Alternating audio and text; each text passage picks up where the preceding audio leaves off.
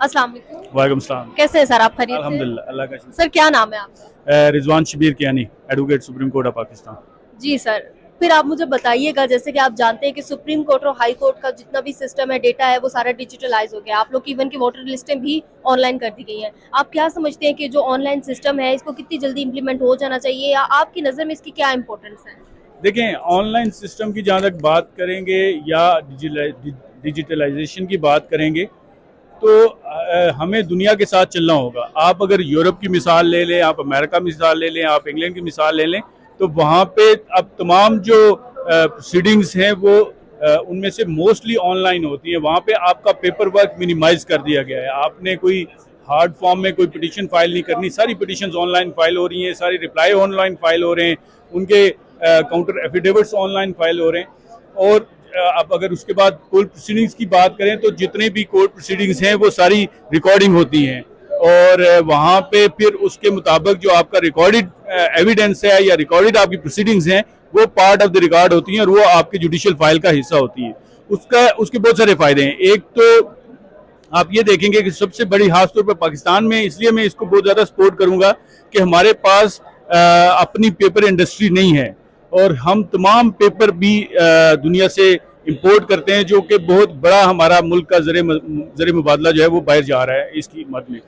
Even otherwise भी आप देखें कि अगर आप ज़्यादा ट्रांसपेरेंट करना चाह रहे हैं, आप ज़्यादा इफेक्टिव करना चाह रहे हैं, आप कॉस्ट को लेके लोगों के लिए फैसिलिटीज़ कम करना चाह रहे हैं, या लोगों को डोर स्टेप पे इंसाफ देना चाह रहे हैं, तो उसके लिए डिजिटलाइजेशन आई बिलीव बहुत ज़रूरी है।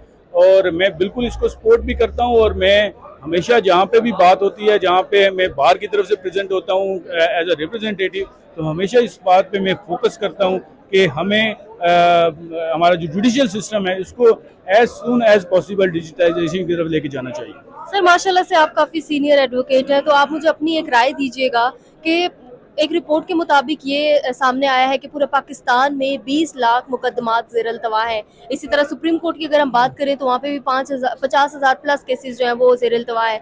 तो ये डिजिटलाइजेशन सिस्टम के बाद क्या हम उसको ओवरकम कर सकते हैं, या क्या कैसे वो फ़ायदेमंद साबित हो सकता है? देखिए, डिजिटलाइजेशन का फ़ायदा ये होगा कि आप एक दिन में अगर आप लेट्स से पहले 20 केस सुन रहे हैं और उस 20 केस की काज लिस्ट में आपके लेट्स से 15 केस के बाद आप समझते हैं कि अब टाइम ख़त्म हो गया कोर्ट का, तो वो 5 केसेस लेफ्ट ओवर करना पड़ते हैं ड्यू टू टाइम कंस्ट्रेंट्स।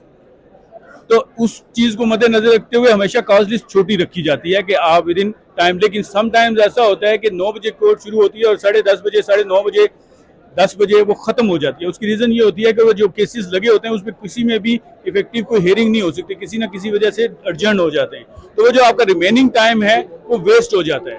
अगर आप डिजिटलाइज कर रहे हैं, आप ऑनलाइन कर रहे हैं, तो उसमें आप अगर लंबी काज लिस्ट भी रखते हैं तो वो नुकसानदेह इसलिए नहीं है कि किसी को भी आपको स्पेशली उस कोर्ट में वहां तक आना नहीं है। आप उसको जो घर बैठे आप अपने नंबर, आपको पता होता है कि इस टाइम पे मेरा नंबर आ जाएगा, या आप वहां पे आराम से बैठ के बाकी काम कर सकते हैं, और जब आपका नंबर आए आप उसके मुताबिक अपने केस को चला सकते हैं। तो आई बिलीव कि इसमें पेंडेंसी जो हमारी कोर्ट्स में अनफॉर्चुनेटली बहुत ज़्यादा है, तो उसको भी कम करने में इफेक्टिवली इसका रोल हो सकता है डिजिटलाइजेशन। जी बहुत शुक्रिया सर आपका। Thank you so much.